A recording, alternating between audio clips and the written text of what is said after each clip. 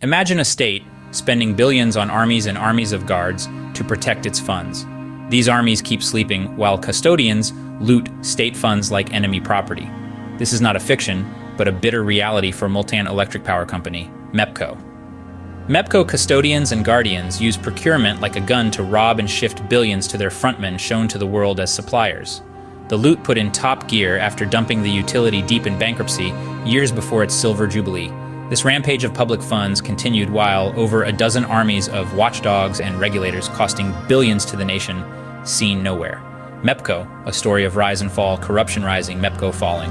MEPCO, where management and board come and go, leaving the utility losing billions more and deeper in crises. The utility is plagued with multiple diseases, corruption the most dominating that knocked it down and finished it off.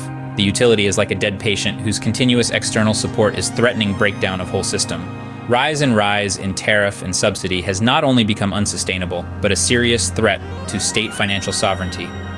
The story began on July 1st, 1998, when MEPCO started its operations by inheriting running power distribution system from Water and Power Development Authority, WAPDA. Vast network, the utility inherited from WAPDA, estimated to have about 50,000 transformers.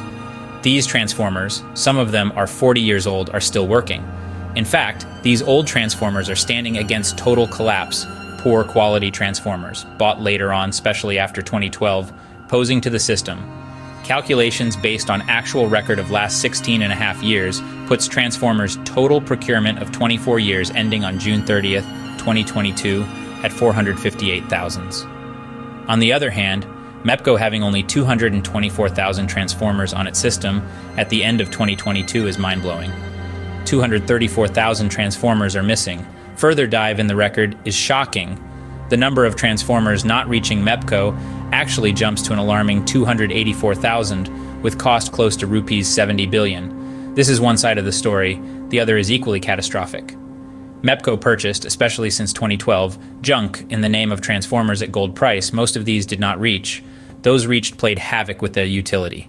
Naturally, these very poor quality transformers could not stay on the system long, soon started returning from the network at double the speed. This created panic, so forced those in power to resume WAPDA repair workshop service. After about a decade, MEPCO-owned private and WAPDA workshops worked day and night, but could not handle the flood of scrap emanating from the network, despite repairing a record number of more than 10,000 transformers in 1 year. What happened next entitles MEPCO management and board top position in the world of corruption. The flood of junk diverted to the suppliers of junk.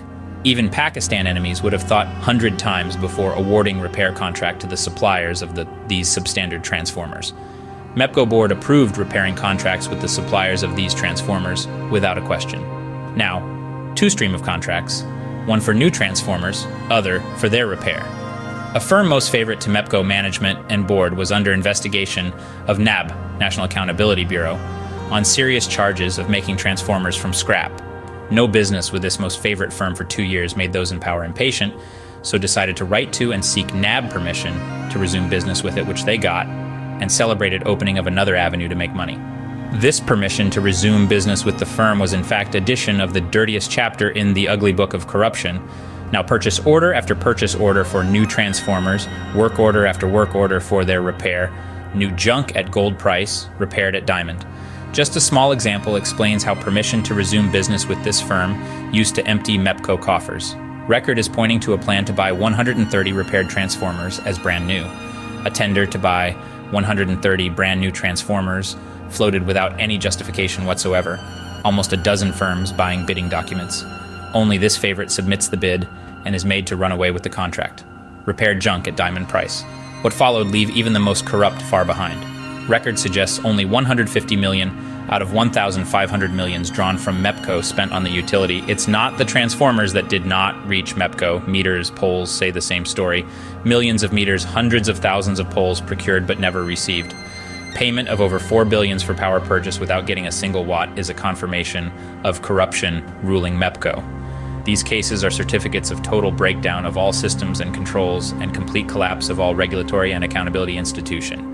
MEPCO is a case worse than Law of Jungle, and what did the board do when faced with this grim reality? Instead of ordering a thorough investigation, they opted fiduciary bankruptcy and partnership in crime. Over 60% of transformers never received, billions overpaid on poor quality transformers that did reach. It's not just the story of one utility invaded by corruption. It's a story of crumbling institutions, disappearance of governance, and rampage of corruption. MEPCO's tale serves as a stark warning for similar institutions, highlighting the broader implications of unchecked corruption and mismanagement. In summary, the scale of corruption within MEPCO is a shocking revelation. From inception in 1998, key decision-making dictated by personal interest, the missing equipment, the overpayments, the lack of governance, all these factors have contributed to the downfall of MEPCO. The implication is total devastation. Bankrupt power sector, circular debt, continuing march after crossing state capacity, country ducking sword of default. Corruption has pushed the country at the bottom and working hard to push it further down. Following China policy of ruthless accountability is the only hope of state survival. Time is running out fast.